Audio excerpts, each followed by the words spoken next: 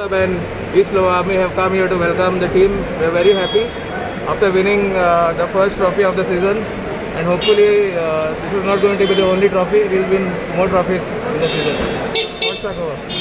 I'm happy for the club, but we are thinking now in continuing pre-season. The most important for us.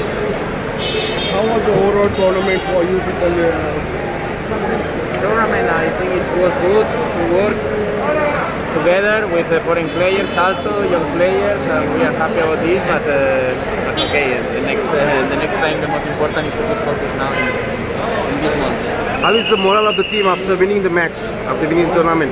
I think it's good for the young players, also for the club, but don't forget it is for us is the most important is continue working to exit ESL in 1 month.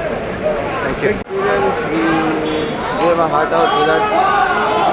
Like all of them played very well, and like we aimed for the victory, so we got it and we created the history.